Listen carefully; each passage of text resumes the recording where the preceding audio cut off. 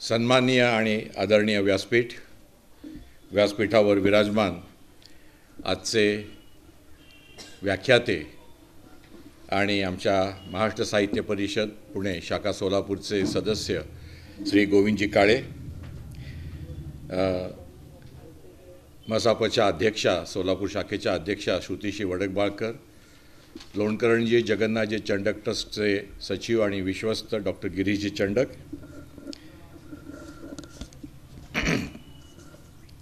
आणि उपस्थित सर्व रसिक श्रोते हो, बंधू भगिनींनो,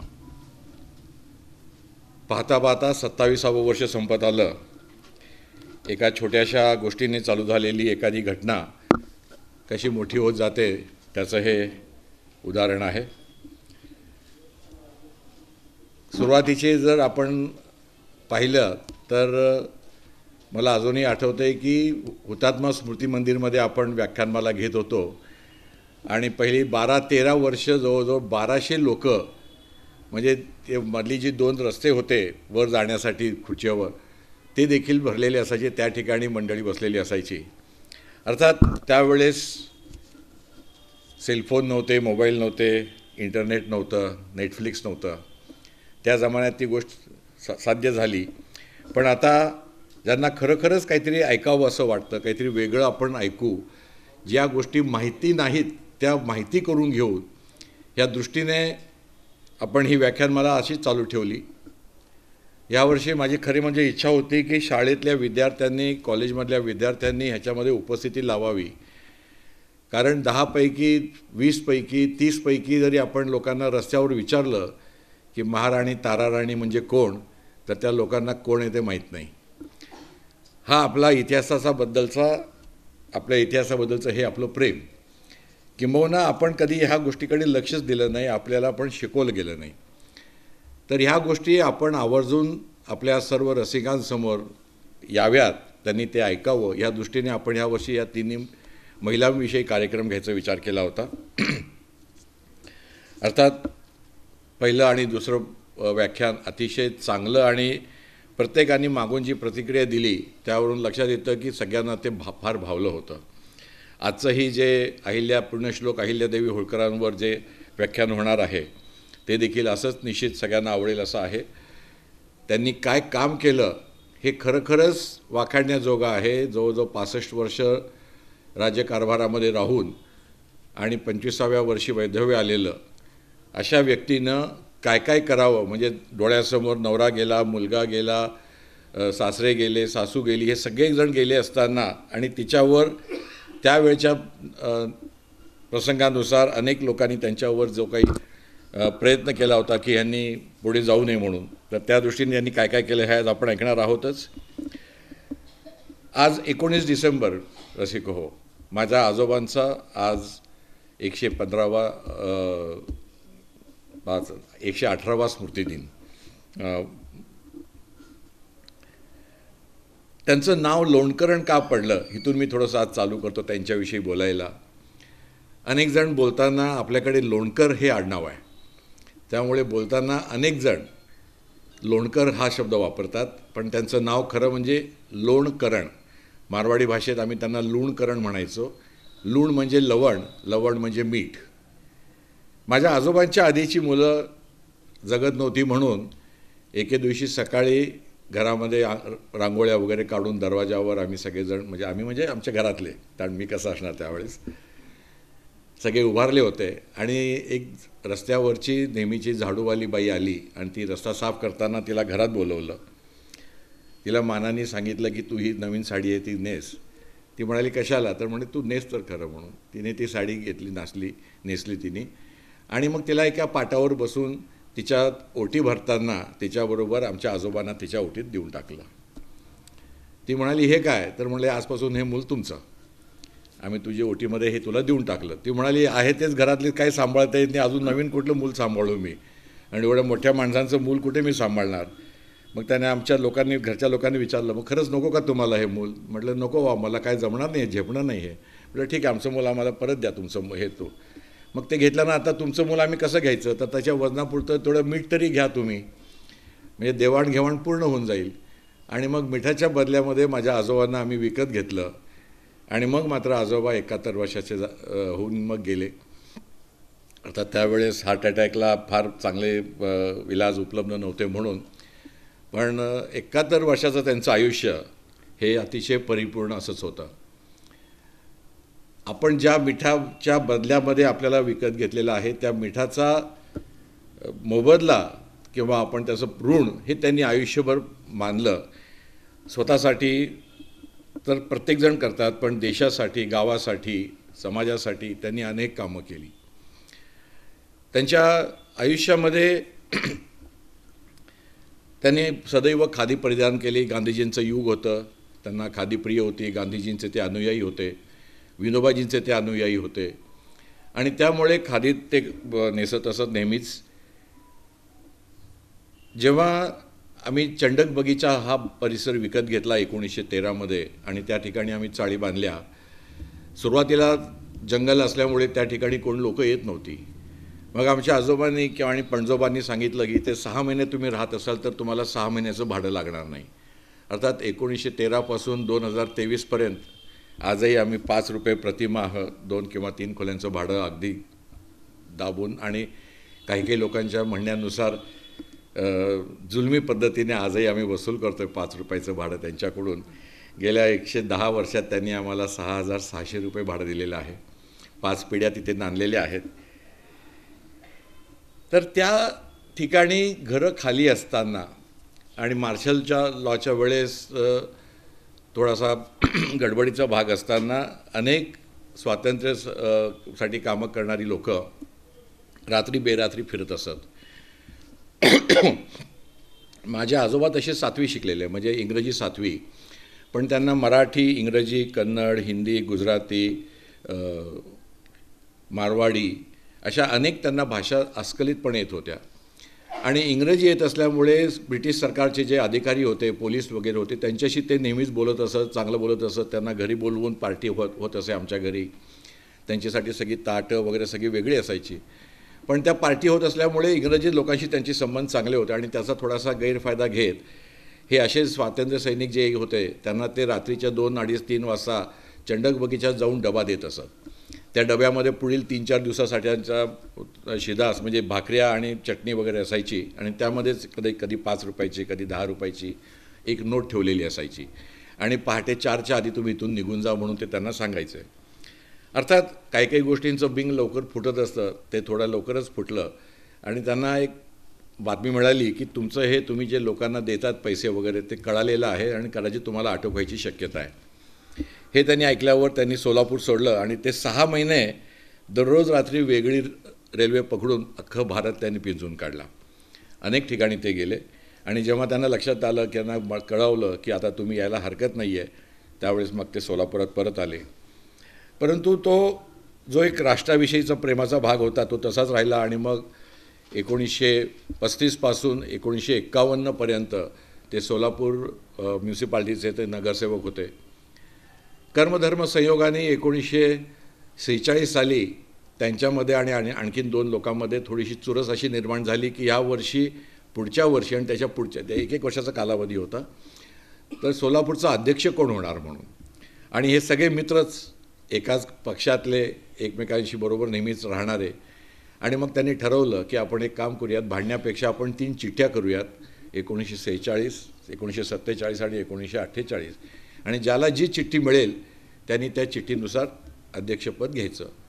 आणि कर्मधर्म संयोगाने 1947ची चिठ्ठी आमच्या आजोबांच्या नावाची निघाली. आणि मग 15 ऑगस्ट 1947 रोजी आजोबांनी सोलापुरात भारताचा स्वातंत्र्याचा पहिला झेंडा सोलापुरात उंचवला.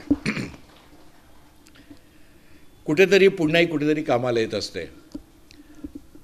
मी आधी काल सांगितल्याप्रमाणे माझ्या आजोबांचे आजोबा संतोखीरामजी हे जवळजवळ 1890च्या सुमारास जमखंडीला आले होते.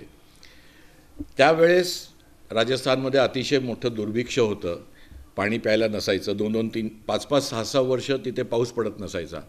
आणि पाऊस पडला आणि 3-4 वर्षाचं मूल असायचं ते घरात पळत यायचं काहीतरी आकाशातून पडतंय म्हणून, कारण पाऊस म्हणजे काय हे माहीत नव्हतं.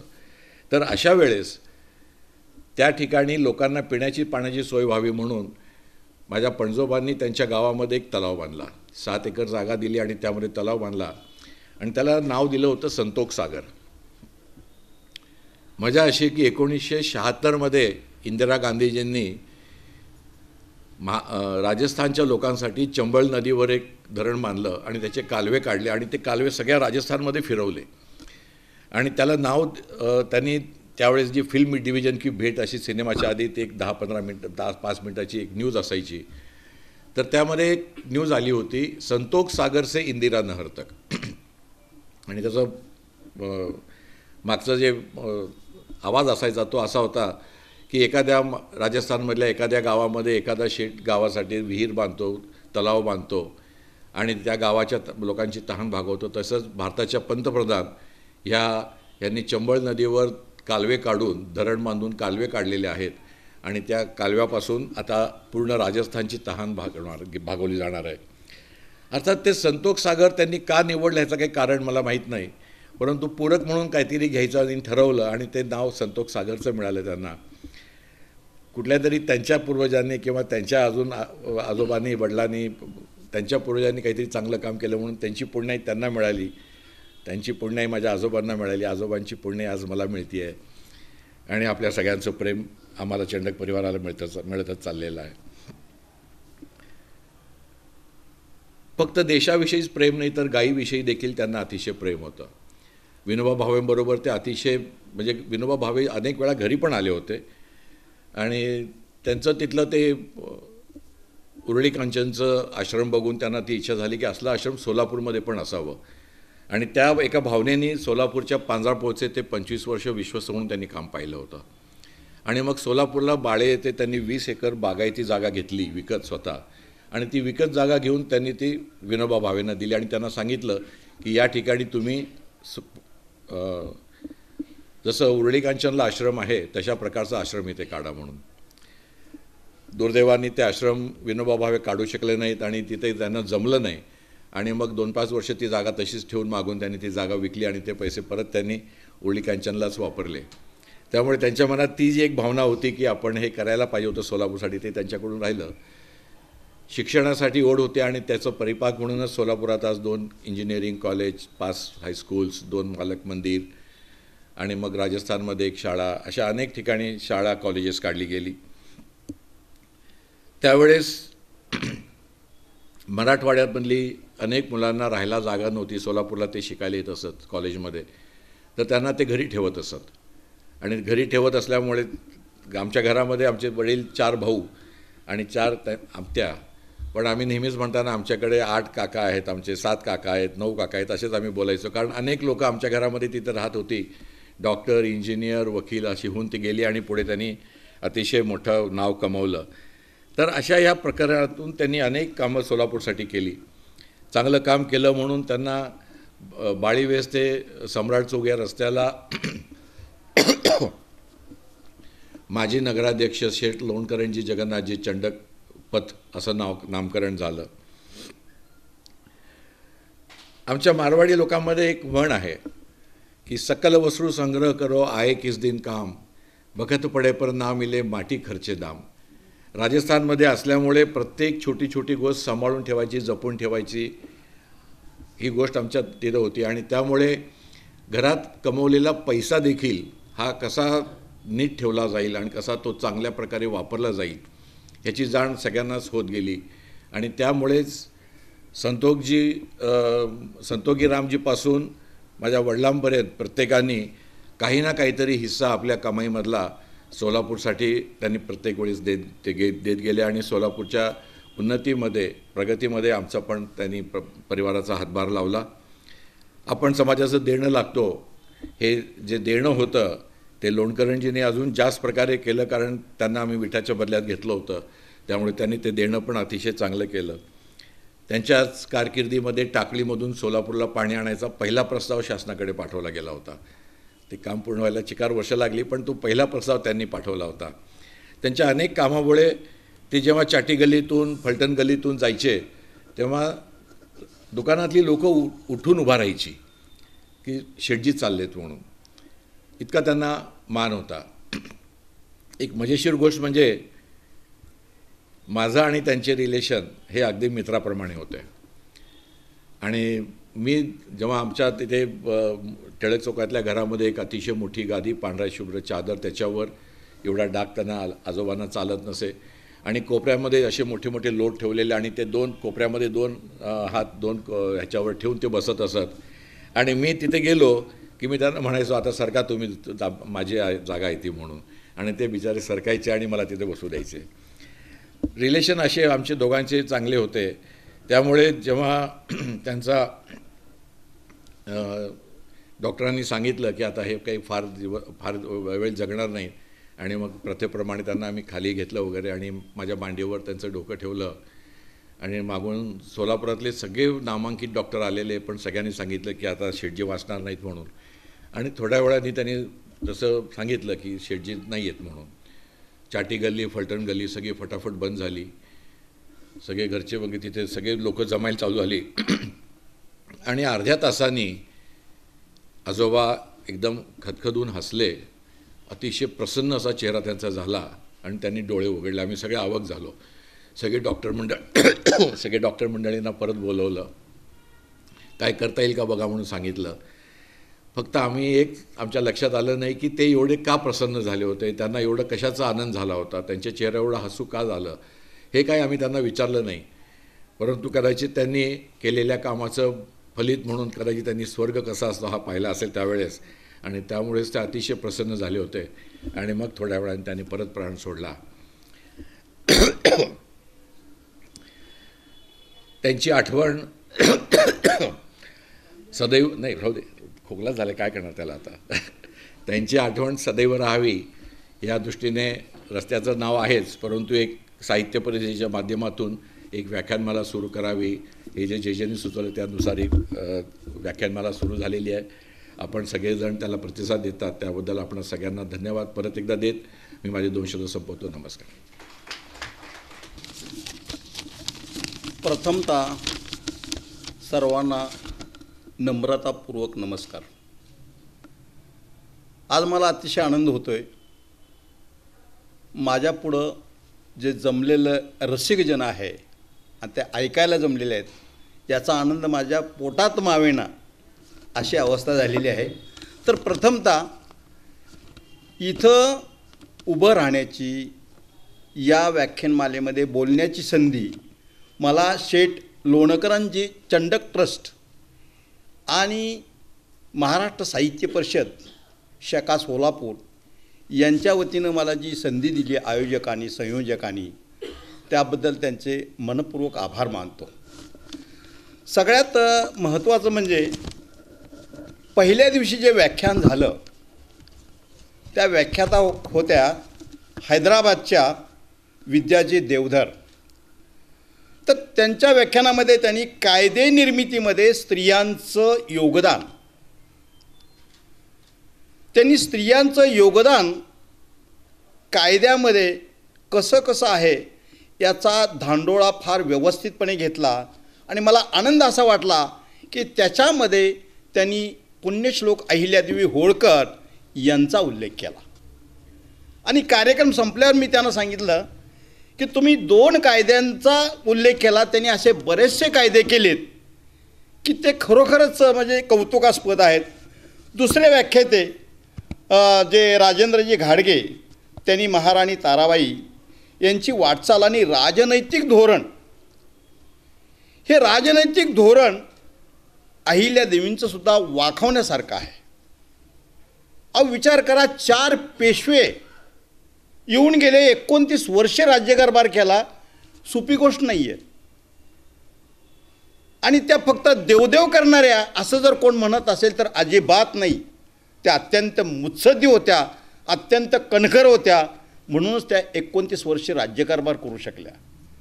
त्यामुळं त्यांचं राजनैतिक धोरणसुद्धा अतिशय वाखावण्यासारखं आहे. आणि याच विषयाला धरून आज मी जो हा विषय निवडला की पुण्यश्लोक अहिल्यादेवींचं प्रशासन, खरं म्हणजे हा विषय मी मुद्दामच, प्रशासन हा शब्द मुद्दामच वापरला. कशासाठी? तर अहिल्यादेवींनी बारवा बांधल्या, विहिरी बांधल्या, मंदिराचे जीर्णोद्धार केले, अशी अनेक कामं तुमच्यासमोर आहेत. पूर्ण देशामध्ये त्यांनी कार्य केलेलं हे तुम्हाला माहीत आहे.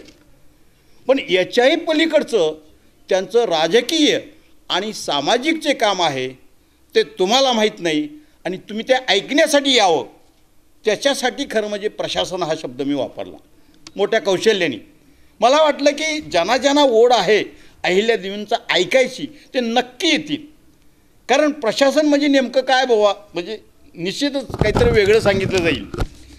तर त्यांच्या कार्याचा बाकीचा जो गवगवा झालेला आहे, पण त्यांचं हे जे कार्य आहे राजकीय आणि सामाजिक, हे काम लोकांच्यापर्यंत पोचलेलं नाही. याचं मला वाईट वाटलं. आणि मग मला असं म्हणावंसं वाटलं की माता अहिल्या उशिरा का होईना आज आम्हाला कळतंय वळणाचं पाणी वळणानं वाहतंय. माता अहिल्या उशिरा का होईना आज आम्हाला कळतंय वळणाचं पाणी वळणानं वाहतंय. किती उशीर झाला आमच्या झापडा जायला आणि आपण शिवमय आहात हे समजायला.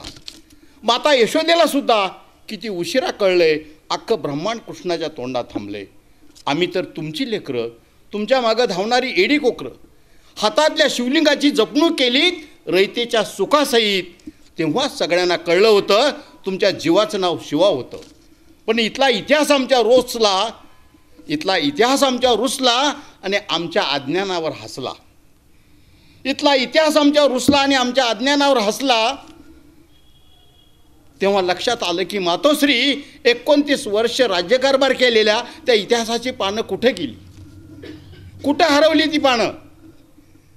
तेव्हा आतून आवाज आला, अरे ज्ञानाच्या 3ऱ्या डोळ्यांनी तुम्हाला आज ती दिसत आहेत, ती आज तुम्ही सांगितली पाहिजेत.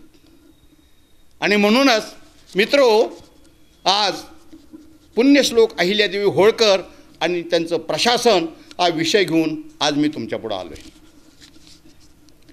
खरं म्हणजे प्रशासन नेमकं काय होतं हे सांगणं मी तितकंच गरजेचं आहे. ज्यावेळेस सुभेदार मल्हारराव होळकर गेले त्यावेळेस ह्या होळकर राज्याची काय अवस्था होती हे पहिल्यांदा समजून घेतलं पाहिजे. ज्यावेळेस मल्हारराव होळकर गेले त्यावेळेस 74 परगाणे होते. या 74 परगाण्यामध्ये एक परगाणा साधारण 50 ते 300 खेड्याचा एक परगाणा असतो आणि 10 ते 40 परगण्याचा एक विभाग असतो आणि एका विभागावर एक विभाग प्रमुख, तो म्हणजे दिवाण असतो. आणि परगण्याचा मुख्य अधिकारी कमावेशदार म्हणजे साधारणपणे आपल्याकडं तहसीलदार म्हणून थोडक्यात अशा पद्धतीचा एक अधिकारी असतो. राज्यात एकूण 13 दिवाण होते. होळकर राज्यामध्ये एकूण 13 दिवाण होते आणि होळकर दरबारात इतर राज्याचे साधारण 13 वकील होते. ते कुठल्या कुठल्या राज्यातले होते तर अयोध्या, उदयपूर, कोटा, ग्वाल्हेर, जयपूर, डुंगरपूर, दिल्ली, देवळे, प्रतापगड, नागपूर, पुणे, भोपाळ, लखनौ आणि हैदराबाद. अहिल्यादेवीने इतर दरबारात नेमलेले वकील यांचे अहिल्यादेवींचे इतर दरबारामध्ये वकील कुठल्या कुठल्या दरबारामध्ये होते तर पुणे दरबारामध्ये, शिंदे दरबारामध्ये, मारवाड दरबार, भरतपूर दरबार, जयपूर दरबार, उदयपूर दरबार, सातारा दरबार या दरबारामध्ये अहिल्यादेवींचे वकील होते. होळकर राज्याचा विस्तार जर आपल्याला समजून घ्यायचा असेल तर महाराष्ट्र, माळवा, निमाड, राजस्थान, पंजाब, बुंदेलखंड एवढं त्यांचं असं राज्य पसरलेलं होतं. अशा राज्यावर 1766 ते 1795 29 वर्ष राज्य केलं एक उत्तम प्रशासक म्हणून, एक निर्मोही राणी म्हणून. इथपर्यंत पोचल्या कशा, तर माझ्या गाथेमध्ये मी म्हटले, खेड्यातील ही पोर झाली महाराणी मार्तंड करणी असे समजू. ही कुणाची कृपा, तर मार्तंडाची कृपा. तर प्रसंग असा घडला की एक मोहीम संपवून बाजीराव पेशवे आणि मल्हारराव होळकर हे पुण्याकडे प्रवास करत मजल दरमजल करत निघालेले होते आणि त्यांचा मुक्काम चौंडी इथं पडला, नदीच्या काठाला. चौंडी इथं मुक्काम पडल्यानंतर एक 4-5ची वेळ असेल. आळसावलेलं सैन्य नदीवर येत होतं, तोंड वगैरे धुवून परत जात होतं. ये जा चालू होती नदीवर. आणि अशा वेळेस त्या वाळूमध्ये एक 4-5 मुली खेळत होत्या आणि एकदम आवाज झाला. त्या छावणीमधला एक घोडा बिथरला आणि किंकाळ्या मारत जाग्यालाच एक फिरी मारली. त्यावेळेस लोक ओरडायला लागले, अरे धावा पळा, घोडा बिथरला. आणि तो घोडा एक चक्कर मारून त्या वाळूच्या कडेने पळत सुटला आणि लोकांच्या लक्षात आलं, अरे तिथं मुली खेळतायत, त्या मुली आता टापेखाली मरणार, अरे वाचवा वाचवा, त्या मुलींना वाचवा. असा गोंधळ सगळा. वाचवणार कोण? एवढ्यामध्ये त्या मुलींच्या कानावर गोंधळ गेल्यानंतर त्यातल्या 4 मुली पाण्यात जाऊन उभा राहिल्या आणि एक मुलगी मात्र जागची हल्ली नाही. ती शिवलिंग जे बनवलेलं होतं त्याच्यावर ओणवी पडली, घोडा बाजूनी पडला, त्या पळाला आणि त्या मुलीचा जीव वाचला. आणि हीच ती अहिल्यादेवी. तर मल्हारराव पेशवे आणि बाजीराव पेशवे जवळ आले, मल्हारराव होळकर आणि बाजीराव पेशवे जवळ आले. त्या मुलीला विचारलं, बाळ तुला भीती वाटली नाही का? तू जागची हल्ली सुद्धा नाही, तुला मरणाची भीती वाटली नाही का? तेव्हा त्या मुलीने उत्तर फार छान दिलं. ते म्हटले, प्रयत्न जे घडवावे ते सोप्राणे जपावे, प्राणपणाने जपावे असे मोठ्यांनी सांगितले. मी तेच केलं. तेव्हा बाजीराव पेशव्यांच्या लक्षात आलं आणि ते मल्हारराव होळकरांना म्हणले, मल्हारराव तुमच्या मुलाला ही मुलगी करून घ्या, तुम्हाला हे सुनबाई करून घ्या, जगात तुमची कीर्ती गाजेल. आणि मग काय राजाचा शब्द तो. मग मल्हारराव होळकरांनी चौकशी केली तर मानकोजी पाटलाची ती मुलगी चौंडी या गावची. आणि मग योगायोगाने काय म्हणजे पटापट सगळ्या पुढच्या क्रिया झाल्या आणि खंडोजी आणि अहिल्यादेवींचं लग्न शनिवार वाड्यावर 5 दिवस चाललेलं होतं. आणि लग्नामध्ये बाजीराव पेशव्यांनी अहिल्यादेवींच्या अंगावर 200 तोळे सोनं घातलं आणि त्यावेळेस सोन्याचा भाव होता 13 रुपये 10 आणे. याशिवाय मन नाही, तोळा म्हणजे आता तुम्ही तोळाच गृहीत धरणार म्हणून मी काय तर. आणि त्यावेळेस मग कपड्यासाठी वगैरे असा म्हणून 402 रुपये 15 आणे असा साधारणपणे तो खर्च त्यावेळेचा. तो असा खर्च केला. आणि मग लग्न झाल्यानंतर ही खेड्यातली पोर महाराणी झाली. अहो 8 वर्षाची मुलगी काय कळावं, त्या वाड्यामध्ये लहान कोण खेळायला सुद्धा नाही हिच्याबरोबर. आणि नवरा म्हणाल तर त्याला घुटीचं व्यसन. आता घुटीचं व्यसन म्हणजे तसं काय फार विचित्र आहे असं नाही आहे, इतिहासाने त्याला फार विचित्र बनवलं आहे.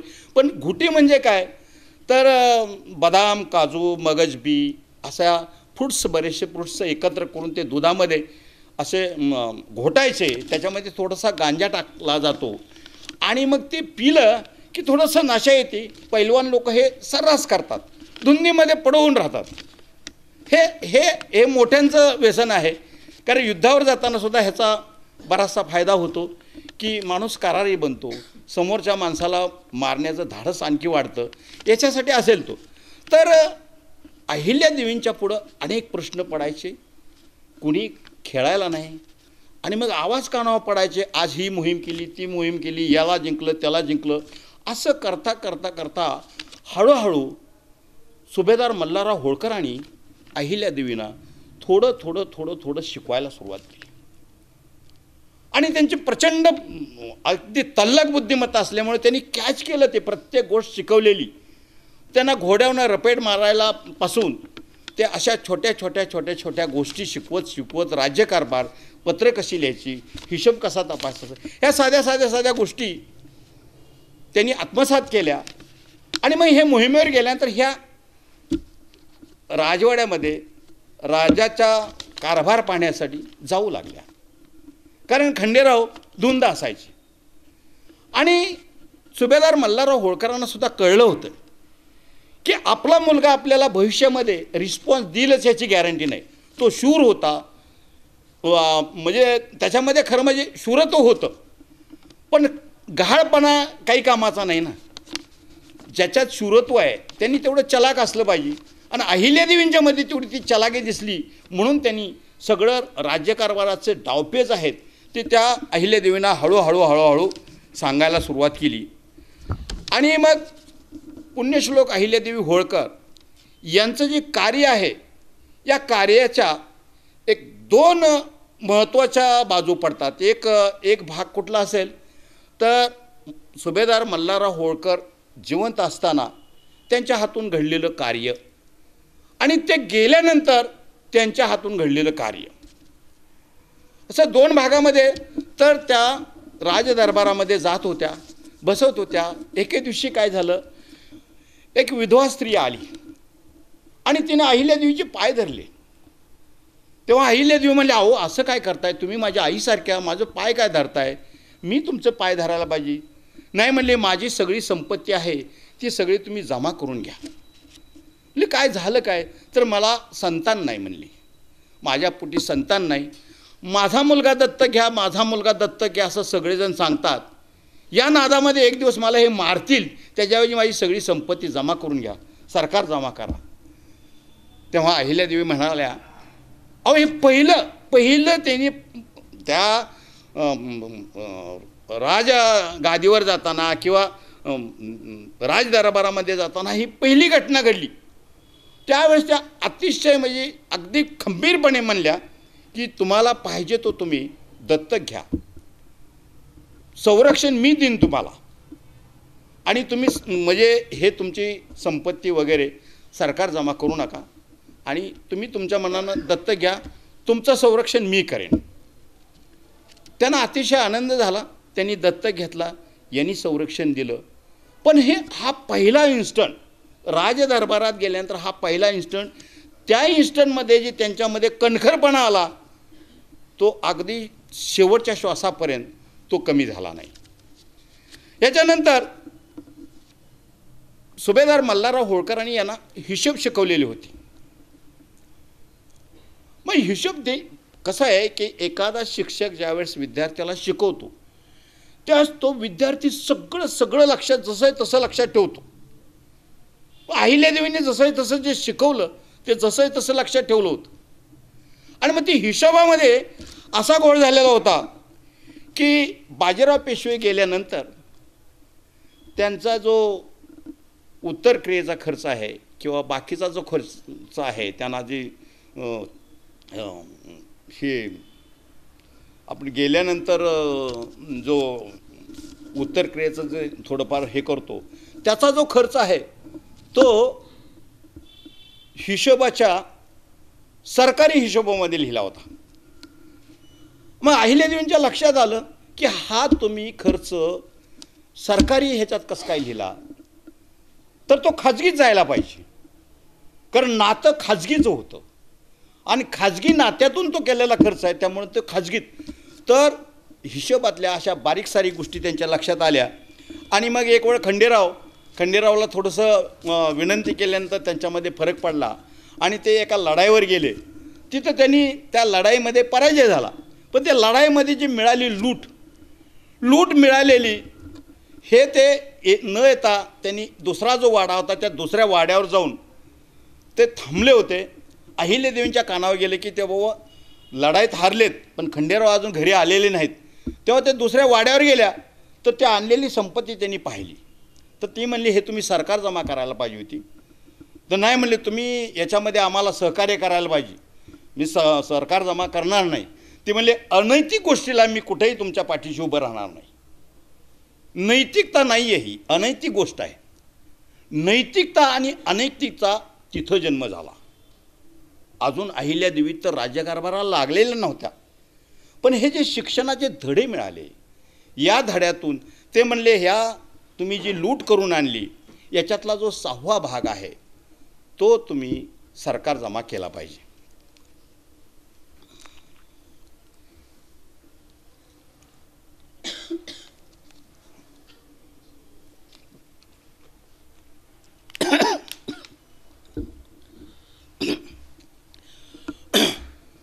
आता अहिल्यादेवी राजकारणामध्ये राजदरबारामध्ये चांगल्याच रुळल्या होत्या. त्यामुळे त्यांच्यावर राज्यकारभार सोपवून सुभेदार मल्हारराव होळकर असे मोहिमेवर जात होते. आणि एका मोहिमेवर गेल्यानंतर जवळजवळ 1.5 वर्ष लागलं त्यांना त्या मोहिमेवरून परत यायला. मग त्यांनी पुढं पत्र पाठवून कळवलं की मी अमक्या दिवशी येतोय. मग अहिल्यादेवींनी जो राज्यकारभार सगळं ठेवलेलं होतं व्यवस्थित, ते फडणवीसमध्ये गेल्या, हिशोब वगैरे व्यवस्थित आहे का नाही सगळं तपासून बघितलं. हे आल्यानंतर सगळं पाहत ते हिशोब पाहत बसले. ते जवळजवळ 5-6 तास ते बाहेर आलेच नाहीत. मग अहिल्यादेवींना वाटलं की आपल्याकडून नक्कीच काहीतरी चूक झाली. त्यांनी बाहेर आल्याबरोबर टाळी वाजवली आणि तिथल्या शिपायाला बोलवलं आणि म्हणले बक्षिसाचं तबक घेऊन या. कुणाला काहीच कळेना. तर बक्षिसाचं तबक आणल्यानंतर ते मोत्याची माळ अहिल्यादेवींच्या गळ्यात घातली आणि मल्हारराव होळकर एवढंच म्हणाले की आम्हालासुद्धा एवढं जमलं नसतं, एवढं अहिल्यादेवींनी टापटीप ठेवलेलं आहे. हिशोब जिथल्या तिथं आलेल्या पत्राला उत्तरं नेमकी दिलेली आहेत. याशिवाय जे निधीचं वाटप आहे ते गावाला व्यवस्थितपणे केलेलं आहे, व्यापाऱ्यांना व्यवस्थितपणे केलेलं आहे, शेतकऱ्यांना न्याय दिलेला आहे. शेतकऱ्यांचा शेतापर्यंत पाणी जावं याच्यासाठी त्यांनी मदत केलेली आहे. शिवाय या खर्च करताना त्या शेतकऱ्याला सहभाग म्हणजे त्यांना त्यांच्याशी वायदा केला होता की बाबा मी तुम्हाला पैसे जास्त देते पण तुम्ही उत्पन्न जास्त वाढवलं पाहिजे. शेतकऱ्यांनी तेवढी संमती दिली होती. हा जो सहभाग आहे या शासन व्यवहारामध्ये लोकसहभाग व्हावा म्हणून आपलं सरकार अतिशय धडपड करतं. मी इरिगेशनमध्ये नोकरी केली. या पाण्याच्या संदर्भामध्ये शेतकऱ्याचा सहभाग व्हावा याच्यासाठी शासनाने 2 जार काढले. शासनाने अतिशय प्रयत्न केला तरीसुद्धा शासनाला एवढं यश आलं नाही. पण त्यावेळेस साधारण 2-250 वर्षापूर्वी अहिल्यादेवींना यश आलं होतं. हे सगळं बघून त्यांचं कौतुक करून शेजारी गंगोबा तात्या होते, त्यांनी चाहडी केली की बाबा म्हणले हे पेठाला न्यायला त्याला पैसे थोडे जास्त दिलेत.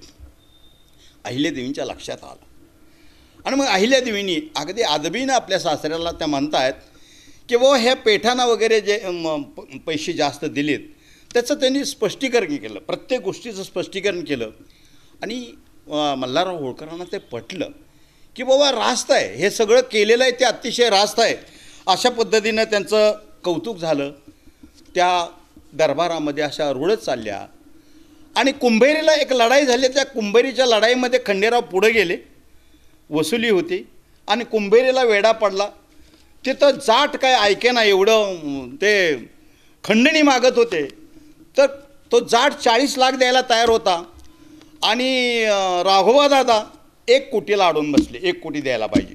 असं करता करता लढाईला सुरुवात झाली आणि एक तोफेचा गोळा खंडेरावच्या छातीवरून आदळला आणि तिथं ते गतप्राण झाले. खंडेराव गेल्यानंतर सगळे रडारड झाली आणि मग अहिल्यादेवी सती जाण्याच्या तयारीला लागले. मग मल्हारराव होळकर समजावून सांगतायत की तुला मी खंडू मानलं, माझा मुलगा मानलं, मी तुला सून कधीच मानलं नाही आणि तुझ्या जीवावर एवढं सगळं वैभव उभं केलं आणि तू सती गेली तर मी काय करू. मीच तुझ्या अगोदरच होतो. बरंच काय काय काय काय विनवणी केली. ते शेवटी म्हणले, गाथेमधली मी एक ओळ सांगतो की सती जाण्या 9 खंडेरावच्या 9 बायका सती जातील ना, सती जाण्या 9 राहो तुझा जीव, म्हणतील शिव अवघेची. सगळे तुला शिव म्हणतील. तुझं सती जाण्याचं कर्तव्य तुला तुझ्या लक्षात आलेलं आहे, त्याप्रमाणे तुला थोडंसं हे मिळेल. मग सासऱ्यांनी समजावून सांगितल्यानंतर त्यांच्या एक लक्षात आलं की सती जाणं याच्यापेक्षा राहिलेलं कार्य पुरं करणं म्हणजे सती जाण्याच्याही पलीकडचं हे त्यांना समजलं आणि त्यांनी सती जाण्याचा निर्णय रद्द केला. मग सती जाण्याचा निर्णय रद्द केल्यानंतर मग राज्यकारभार करत झालं कसं की शेवटी सुभेदार मल्हारराव होळकर 1760 साली 20 मे 1766 साली ते गेले. पण तत्पूर्वी त्याच्या अगोदर अहिल्यादेवींचं लग्न झाल्यानंतर त्यांना पहिलं अपत्य झालं बोलका, तो मालेराव, तो 1745 मध्ये. दुसरी मुलगी झाली 1748 मध्ये. आणि ह्या दोघांची लग्नही झालेली नव्हती आणि सुभेदार मल्हारराव होळकर गेले. मग तिथून 1760 पासून सुरुवात खरी झाली की छत्र हरवल्यानंतर माणसाची काय अवस्था होती. आभाळ फाटल्यासारखं जे होतं, आधार असतो, तो आधारच नाहीसा झाल्यानंतर या थोड्याशा विचलित झाल्या, पण त्यांनी धीर सोडला नाही. मग मालेरावला सुभेदारीची वस्त्र आली, पण मालेराव थोडासा रागीट होता, थोडासा विचित्र वागण्यातला होता. त्यामुळे झालं कसं की त्यानं राजवाड्यामध्ये एकाचा खून केला आणि ते खून केल्यानंतर ते भूत यांच्या मानकुटीवर बसलं आणि यांना त्रास देऊ लागलं आणि ते ओरडायला लागले. त्याने मरताना सांगितलं होतं की मी बदला घेईन म्हणून. आणि मग हे त्याच्या मनात गेलं आणि कदाचित हे सत्य असत्य सांगता येत नाही, परंतु त्यांनी ओरडायला सुरुवात केली. त्याला झटके येऊ लागले आणि त्याच्यामध्येच मालेराव गेले. 6 महिने फक्त सुभेदारीची वस्त्र त्यांना मिळाली.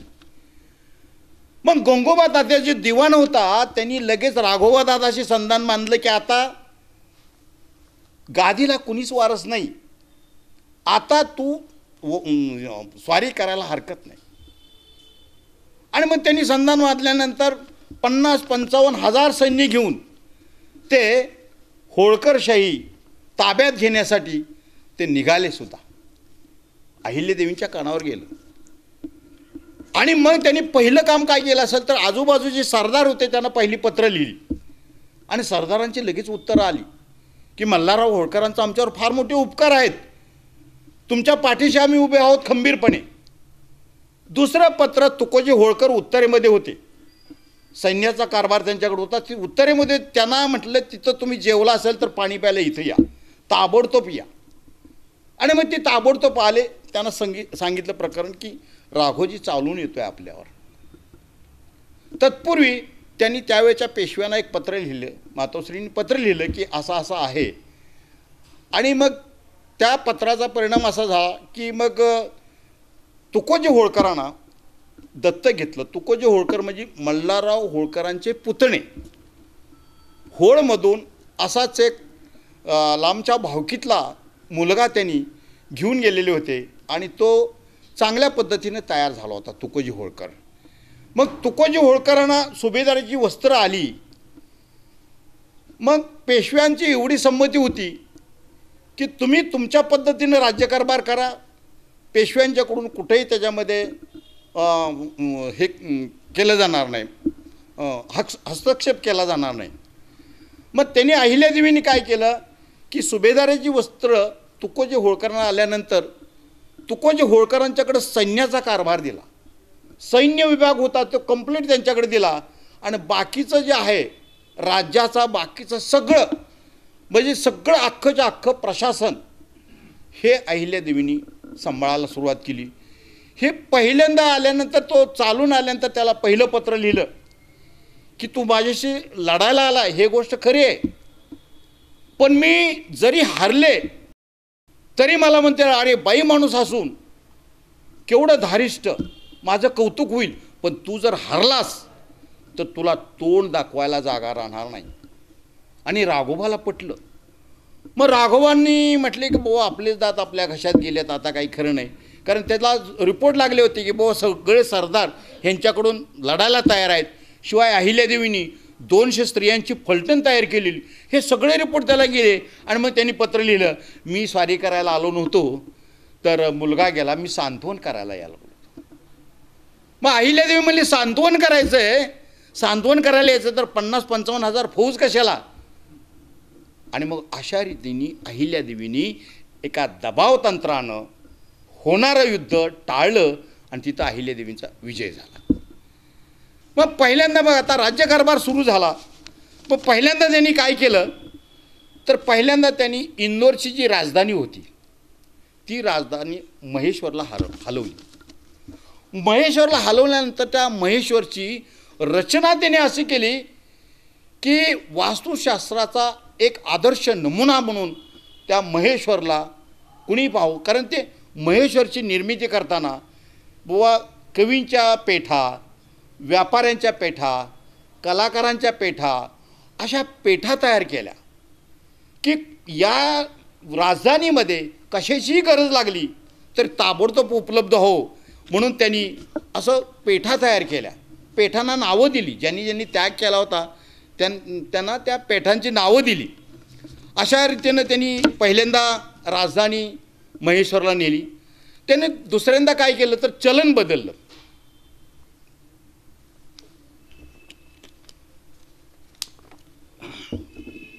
चलन बदललं. पूर्वी सुभेदार मल्हारराव होळकरांनी एक चांदवडला टांगसाळ काढलेली होती.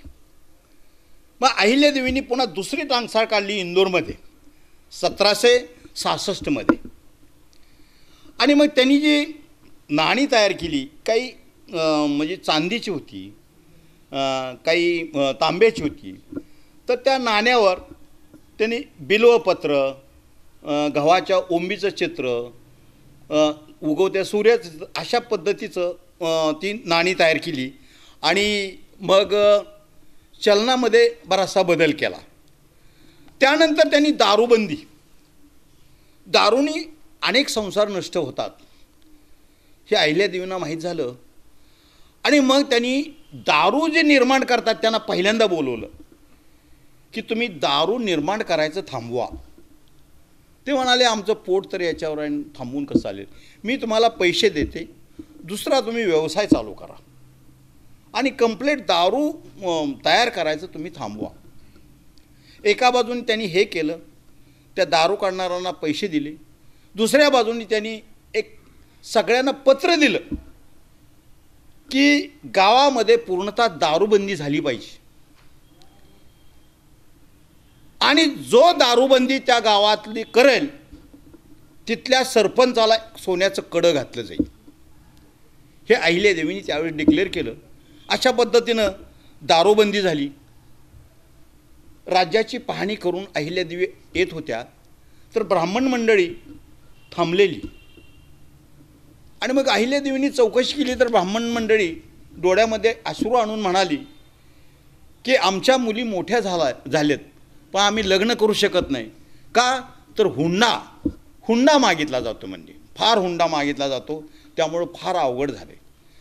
आणि मग अहिल्यादेवी म्हणाल्या तुमच्या तर मुली शिकलेल्या, मुलं शिकलेली, आणि मग हे कसं काय. तर म्हणले आमच्या जातीला हे शापच आहे, आम्ही धनाचे फार हावरे, त्यामुळं हुंडा मागितला जातो. मग अहिल्यादेवींनी मुनिमाला बोलवलं आणि एक फतवा काढला.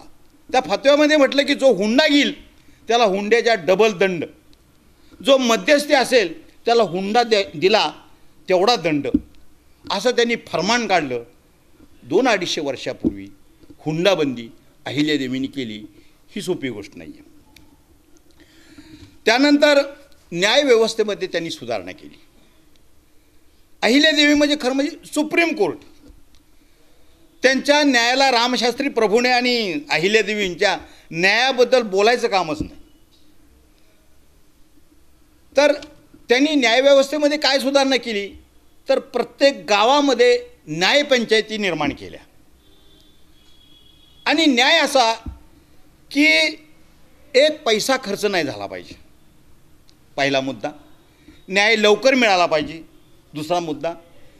तिसरा मुद्दा, न्याय ज्यावेळेस न्याय होईल त्यावेळेस न्याय मागणारा आणि ज्यांनी अन्याय केला ह्या दोघांनाही तो छान वाटला पाहिजे. ही किती अवघड गोष्ट आहे. आपण अलीकडं म्हणतो बाबा शहाण्यांनी कोर्टाची पायरी चढू नये, पण अहिल्यादेवींच्या वेळेस अनेक दुसऱ्या राज्यातले लोकसुद्धा अहिल्यादेवींच्याकडे म्हणायचे की आमचं जे भांडण आहे ते आमचा न्याय मिटवा तुम्ही. कारण अहिल्यादेवीची न्यायपद्धती अत्यंत वेगळीच होती. म्हणजे फिर्यादी आणि त्याचा विरुद्ध ज्याच्यावर फिर्याद केली ते असे दोन्ही खुश व्हायचे, अशी त्यांची न्यायपद्धती होती. त्यांनी एक वेळ बाहेर गोंधळ चाललेला होता म्हणून चौकशी करायला सांगितलं, तर लोक बरेचसे जमलेले आरडाओरडा करत होते की आम्हाला देवींना भेटायचे. अहिल्यादेवी म्हणाले की त्यांना येऊ द्या, त्याची काय तक्रार आहे ते तर ऐकू. तर ते आल्यानंतर विचारलं काय तुमची अडचण आहे. काही नाही म्हणली, एक विधवा होती तिला दत्तक घ्यायचा होता आणि त्या दत्तक घेण्यासाठी जी परवानगी द्यायची त्या परवानगी देण्यासाठी तिथला जो कमवीसदार आहे किंवा तहसीलदार आहे तो 1,00,000 रुपये मागत होता. अहिल्यादेवींनी चौकशी केली आणि त्याला 2,00,000 रुपये दंड केला, 25 फटक्याची शिक्षा केली. त्या काळामध्ये दहशत बसली भ्रष्टाचारात की भ्रष्टाचार नाही केला पाहिजे. सगळीकडे प्रचार होतो ना लगेच की बाबा फार मोठं हे आहे. तर अलीकडं आपण किती जरी सरकार हे करायला गेलं तर अलीकडं भ्रष्टाचार म्हणजे शिष्टाचार झाला आहे, तो भाग वेगळा. तर कर आकारणी, अहिल्यादेवींनी जी कर आकारणी केली त्या कर आकारणीमध्ये मल्हारराव होळकरांच्या वेळेस जी कर आकारणी होती त्याच्यामध्ये बदल केला की कुठल्याही शेतकऱ्याला की कुठल्याही करदात्याला कर देताना असं जड वाटू नये, त्याला ते आनंददायी वाटलं पाहिजे. मग करामध्ये त्यांनी शेतसारा जी ठेवला ती शेतसारा साधारणपणे बिघ्याला 1.25 रुपये ठेवला आणि बाकीच्या राज्यामध्ये तो 4 रुपये होता. आणि दुसरा मुद्दा असा, या कर आकारणीमध्ये शेतीचा कर आकारताना समजा शेतीचं उत्पन्न समजा गारपीट झाली किंवा अवकाळी पाऊस झाला किंवा नुकसान झालं तर त्यावेळेस कर माफ केला जायचा. त्यामुळे लोक आनंदित होते, शेतकरी आनंदित होते की जरी समजा आपलं नुकसान झालं तरी आपल्यावर कर आकारणी होत नाही. हा लोकांना अतिशय आनंददायी. पण अशामध्ये सुद्धा चांगलं करण्यामध्ये सुद्धा कुठंतरी असं वाईट घडतंच. तर अहिल्यादेवींच्या कानावर गेलं की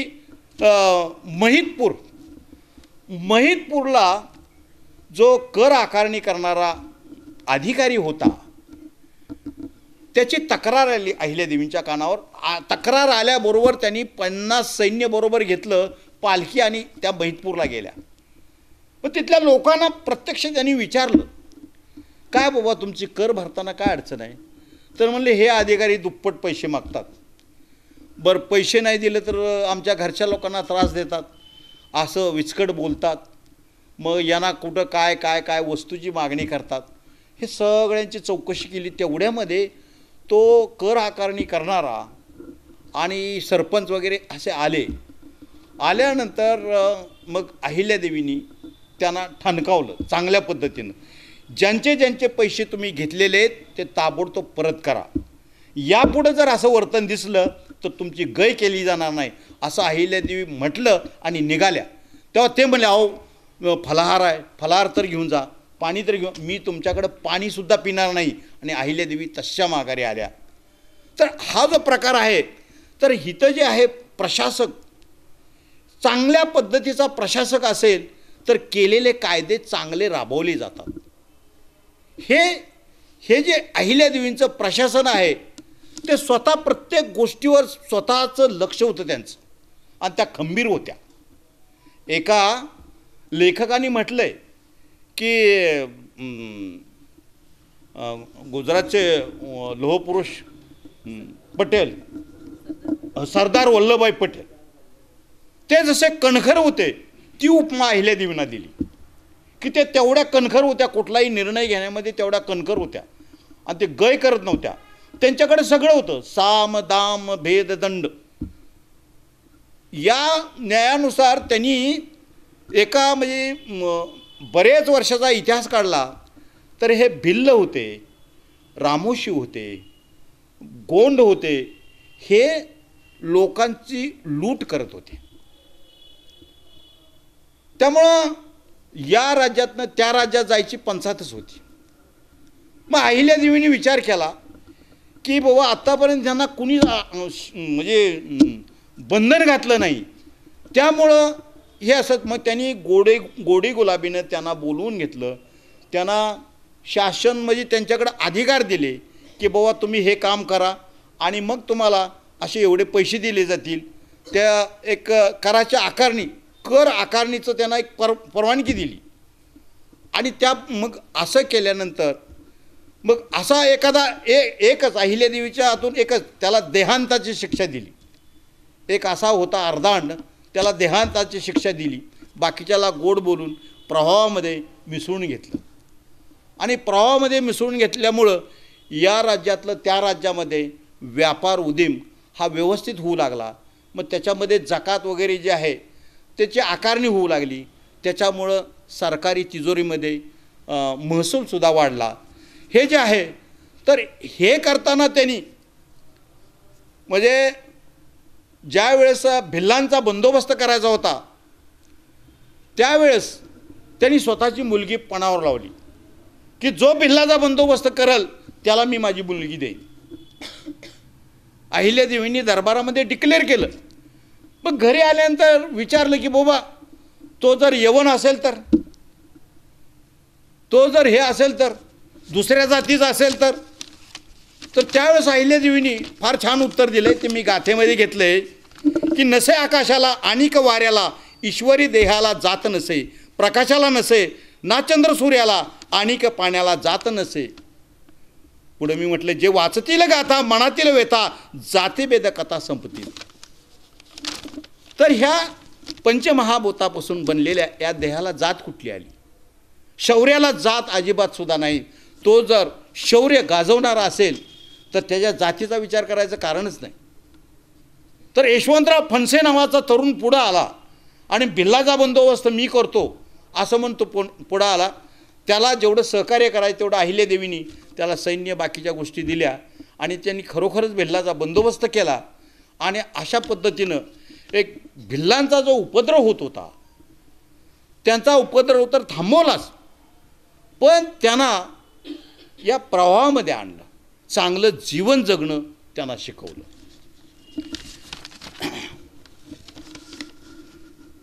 पुन्हा अहिल्यादेवींनी एक शेतीसाठी फार सुंदर कायदा काढला. अहिल्यादेवीचं कुठलंही कार्य करताना किंवा कुठलंही सुधारणा करताना ते असं एका दृष्टीने पाहतच नव्हते त्या गोष्टीकडं. त्यांनी शेती सुधारणाची कायदा काढला. त्यांनी काय केलं की माळरानं जी असतील ती लोकांना कसायला द्यायची, ती त्यांच्या नावावर करायची. त्यांना वाटलं पाहिजे ही आपली जमीन आहे. मग त्यांनी त्याच्यामध्ये फळझाडाची लागण करायची. समजा 20 लावली तर त्याच्यातलं 9चं उत्पन्न कसणाराने घ्यायचं आणि 11चं उत्पन्न सरकार जमा करायचं. ह्याच्यामुळे झालं कसं की माळरानं वाहिताखाली आली, एक मुद्दा. दुसरा मुद्दा जमिनीची ती धूप व्हायची, ती धूप थांबली. नंबर 3 महसूल वाढला, राज्यातला महसूल वाढला आणि ते लोक आनंदी, लोकांच्या हाताला काम मिळालं. एका कायद्यातून अशा एवढ्या गोष्टी त्यांना त्यावेळेस अशी कल्पकता होती त्यांची. त्याच्यानंतर त्यांनी पर्यटनाला सुद्धा प्रोत्साहन दिलं. पर्यटन म्हणजे ह्या भिल्ल लोकांच्याकडून जो कर वसूल झाला या कराची बरीच रक्कम जमली. आता हे काय करायचं, हे कुठं वापर करायचा या पैशाचा? अहिल्यादेवींना विचारलं तर ते म्हणले बाबा तो पैसा सार्वजनिक याच्यातून आलेला आहे, तो सार्वजनिक पद्धतीनेच वापरला पाहिजे. मग त्याने जामघाट म्हणजे महेश्वर आणि इंदोर याच्यामध्ये जो घाट आहे त्या घाटावर एक शामिना बांधायला सांगितला. त्या शामिन्यावर उभा राहिल्यानंतर असं विंध्य पर्वताच्या रांगा आणि ती निसर्ग सौंदर्य दिसायचं. आणि मग लोक ये जा चालू झाली आणि ते पाहण्यासाठी लोक तिथे येऊ लागले. त्यांचा पिण्याच्या पाण्यासाठी तिथे एक तलाव बांधला. त्या तलावाला मार्तंड तलाव नाव दिलं. असा एक त्यांचा दृष्टिकोन, एक वेगळा दृष्टिकोन होता. त्यांनी पूर्ण राज्यकारभारामध्ये त्यांच्या मनामध्ये एकच की रयतीला सुख लागलं पाहिजे, माझ्या लोकांना सुख लागलं पाहिजे. हा त्यांचा एक, त्यांनी टपाल व्यवस्था चालू केली पुणे ते महेश्वर. ह्याच्यामध्ये 20 मुक्काम आणि मग हे टपाल घेऊन जाणारे जे आहेत ते काशिदाच्या 20 जोड्या आणि 20 मुक्काम अशा पद्धतीनं महेश्वर टू पुणे आणि पुणे टू महेश्वर असं त्यांनी एक टपाल व्यवस्था त्या काळामध्ये चालू केली. तर सुभेदार मल्हारराव होळकर यांच्या वेळेस भाडेपट्ट्यांनी जमिनी दिल्या जात होत्या. मग अहिल्यादेवींनी याचा अभ्यास केल्यानंतर यांच्या लक्षात आलं की यार भाडेपट्ट्यांनी जमिनी दिल्यानंतर जो जमिनी घेतोय तो श्रीमंत होतोय, बाकीच्याचं काय. पण त्यांनी काय केलं की भाडेपट्टा बंद केला आणि मग ते जो कोण तो जमिनी करेल त्याच्यावर चौथाई म्हणजे त्यांनी चौथा हिस्सा सरकार जमा करायचा असा त्यांनी एक नवीन नियम केला. त्याच्यामुळं बऱ्याचशा शेतकऱ्यांना हाताला काम मिळालं, महसूल वाढला आणि म्हणजे थोडक्यामध्ये असं श्रीमंतीचं वर्गीकरण होत होतं ते विकेंद्रीकरण झालं थोडक्यात. त्यानंतर ते भिल्ल रामोशी गुंड यांना मुख्य प्रवाहामध्ये आणलं. खरं म्हणजे तुम्हाला सांगतो, मी एका ठिकाणी वाचलं आहे की अहिल्यादेवींनी 12,000 सुधारणा केल्या. त्या 12,000 सुधारणातलं किती सांगावं, किती सांगत राहिलं तर अपुरंच पडेल, वेळ अपुरा पडेल. आणि सगळ्यात जर मोठं काम असेल तर जलसंधारणाचं काम अहिल्यादेवींचं सगळ्यात मोठं. जलसंधारणाच्या कामामध्ये विहिरी बांधल्या, बारवा बांधल्या, नदीवर घाट बांधले. त्यांचा दूरदृष्टिकोन असा होता की नदीवर घाट का बांधले बाबा, तर बायका धुणं धुवायला जात होत्या, त्यावेळेस ते पाय घसरून पडू नये, त्यांचा जीव वाचावा, त्यासाठी घाट बांधले. अहो नुसते घाट बांधले नाही तर घाट बांधल्यानंतर त्याच्या बाजूला लहान मुलं असली तर त्यांना ठेवण्यासाठी सुद्धा त्यांनी व्यवस्था केली. विहिरी, बारवा हे जे आहे ते त्यावेळेस पानिपतचं युद्ध झालं त्यावेळेस पाणी करून बरंचसं सैन्य खलास झालं, पाणी प्यायला मिळालं नाही. हे अहिल्यादेवीला विचार केला की बाबा माझं सैन्य यापुढं युद्ध झालं तर असं पाणी करून मरू नये. त्यांनी ठिकठिकाणी विहिरी, बारवा बांधल्या. ह्यात दुसरा की जे यात्रिक होते, देवदेव करायला फिरत होते, त्यांचीसुद्धा सोय पाण्याची झाली. अशा पद्धतीने एक त्यांचा जो दृष्टिकोन होता ती रयतेला सुख मिळावं हा एकच दृष्टिकोन. म्हणजे स्वतःला कितीही त्रास झाला, स्वतःची दुःख सगळी त्यांनी बाजूला सारली आणि फक्त रयतेसाठी झटल्या. त्यामुळं मी माझ्या गाथेमध्ये म्हटलं की दुःखे विसरून इतरा जपणे, निर्मोही राहणे सर्व काळ. अहो स्वतःच्या वाट्याला अनेक दुःख आले असताना ती दुःख विसरायची आणि इतरांना जपायची, त्यांची जपणूक करायची, ती सुद्धा निर्मोही पद्धतीनं, कुठलाही मोह नाही झाला पाहिजे. आणि हे सर्व काळ म्हणजे हे एका अर्थाने इथं वापरलेलं नाही. आपण म्हणतो काळ आला होता पण वेळ नव्हती, हा सुद्धा काळ. आणि काळ म्हणजे वेळसुद्धा घ्या अशा पद्धतीनं. तर हे जे आहे त्यांचा राज्यकारभार, जे जलसंधारणाची कामं, तर याच्यात डॉक्टर मोरवंचकर म्हणतात की पूर्ण देशामध्ये जलसंधारणाची कामं अहिल्यादेवींनी केली तेवढी कुणीही करू शकलेली नाही. मग अहिल्यादेवींच्यावर एक टीका करणारा काय, म्हणजे चांगलंही असलं वाईट असलं तर टीका करायची सवय आहे, तो टीका करणारच. तर एका टीकाकाराने म्हटलं की बाबा अहिल्यादेवींनी हे सगळा जो पैसा असा दानधर्मामध्ये उधळला, ते विहिरी बारवा बांधण्यात जे उधळला, त्याच्याऐवजी त्यांनी सैन्याला पैसा द्यायला पाहिजे होता आणि सैन्य मजबूत करायला पाहिजे होतं. पण शास्त्रवचन आहे की जे स्त्रीधन आहे हे धन सामाजिक कामासाठीच वापरलं पाहिजे, हे अहिल्यादेवींना कळून चुकलं होतं.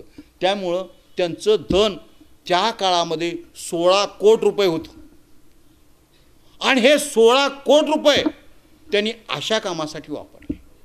पण ह्यांचं जे होतं हे जे हिशोब होते कुठं पैसा घोळ नाही, ह्याच्यासाठी जी माणसं नेमलेली होती असा कुठेही अपराधपर नाही.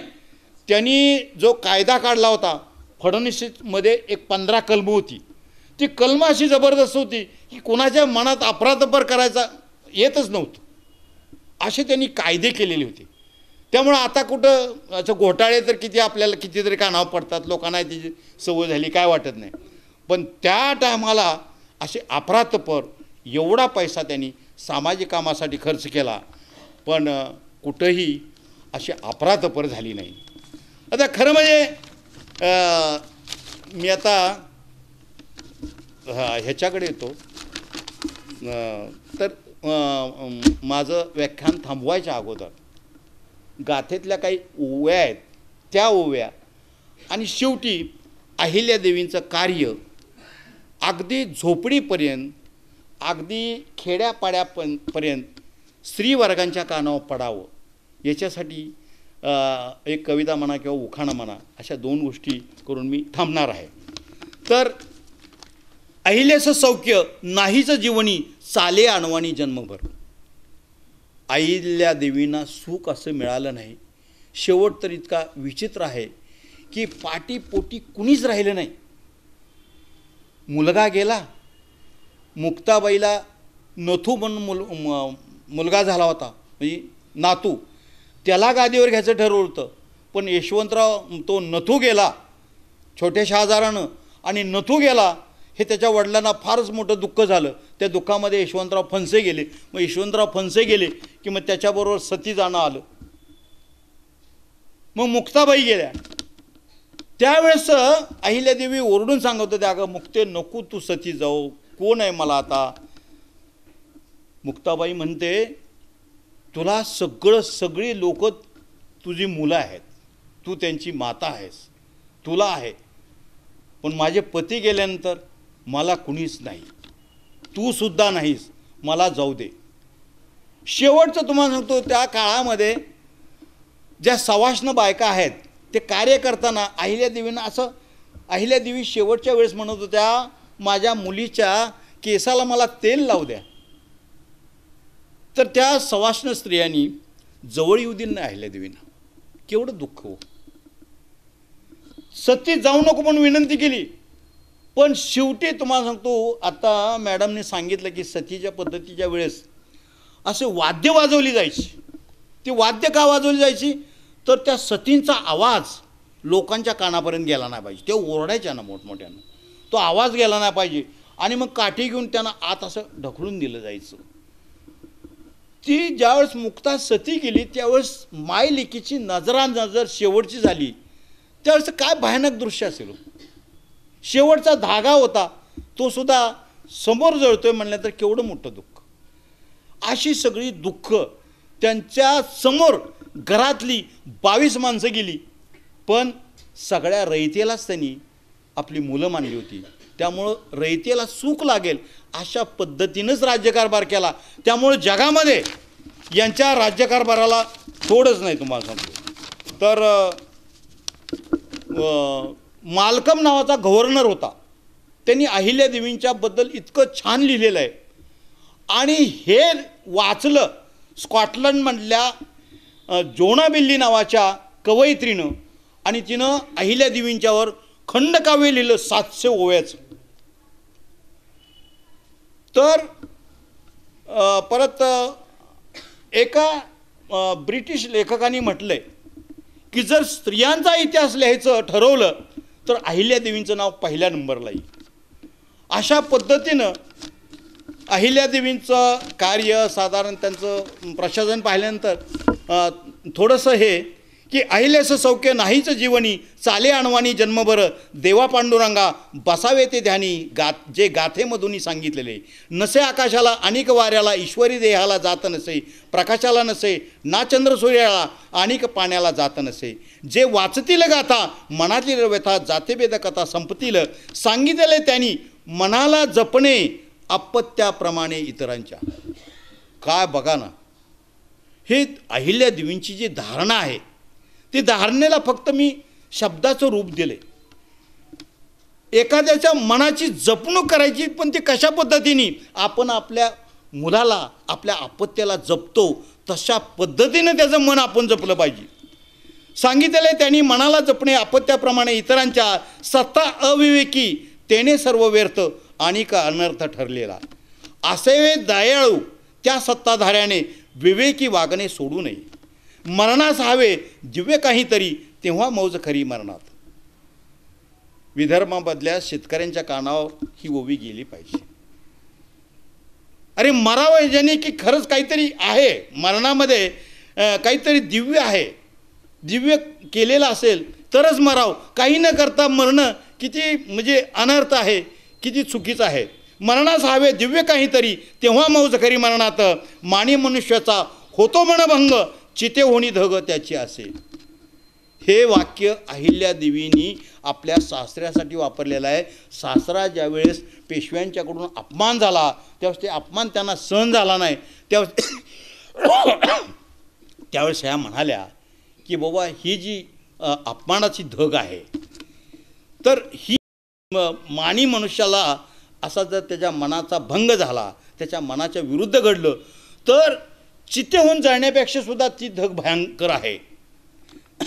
पैशाच्या मोहाने काव्य ते करणे, स्तुतिपाठ गाणे न घडणे. अहिल्यादेवींनी त्यांच्याकडं आलेल्या एका कवीची जी चोपडी आहे ती नर्मदेमध्ये टाकून दिली आणि त्याला सांगितलं, तू असं काव्य करू नको, काव्य देवांची स्तुती कर, स्त्री देहाची स्तुती करू नको, अशावर काव्य करू नकोस. आणि म्हणून पैशाच्या मोहाने काव्य ते करणे, स्तुतिपाठ गाणे न घडणे, अहिल्या गातेची पारायणे घडू, कुमार्गाशी सोडो जनसारे, काळजाला इथे काळीज सांगते, कृतीने दावे ते कार्य सारे, प्रचिती येईल गेल्याचं नाहीत अंतकरणात मातोश्रीचं, दुःखे विसरुनी इतरा जपणे, निर्मोही राहणे सर्व काळ. अशा पुण्यश्लोक त्या अहिल्यादेवी कवडसा दावी सूर्यासम. अरे सूर्य उगवल्यानंतर दरवाजा जरी बंद असला तर त्या फटीतून सूर्याचं किरण येतं आणि सगळं खोली उजळून टाकतं. असं हा कवडसा सूर्यासारखा येतो. अहिल्या कवडसा दावी सूर्यासम, चरित्र त्यांचे जर म्हणून भावले लिहून काढले ईशकृपे.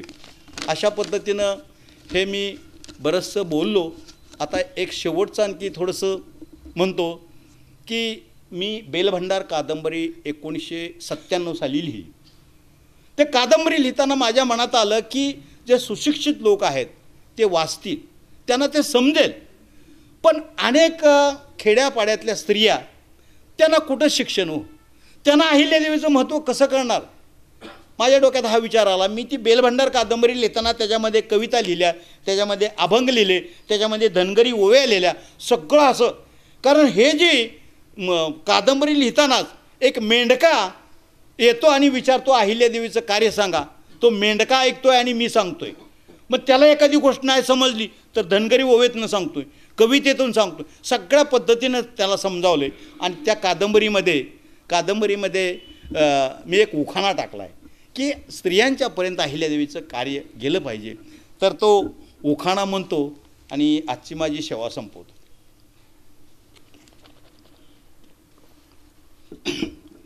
आलाला रुकवत मांडवाची दारी, आलाला रुकवत मांडवाची दारी, रुकवतावर होती घागर, माता अहिल्या होती सागर, सागराच्या लाटा गावगाव पोचवल्या वाटा, वाटाच्या कडेने लावली झाडं, गावगाव बांधलं वाडं, वाड्याला दगड चिरेबंदी, मातेने केली हुंडाबंदी, हुंडाबंदीने होऊ लागली लग्न, माता अहिल्याच्या वाटेला नाना इग्न, इग्न येऊन मी होती समिंदर, गावगाव बांधली मंदिरं, मंदिरावर कळस, माता अहिल्या राजकारणात डोळस, कळसाव पारवा, गावगाव बांधल्या बारवा, बारवाचं पाणी लई गोड, फितुरांची मोडली खोड, फितूर झाला गंगोबा तात्या, अशा लोकांच्या बुद्ध्याच कोत्या, लिहून घेतल्या धार्मिक पोत्या, त्या पोत्यातलं चाळा पान ना पान, त्यावर लिहिले अहिलेचं इमान, अशी होती माता अहिल्या राणी, तिच्या नावानं गाऊ गाणी, तिच्या नावानं गाऊ.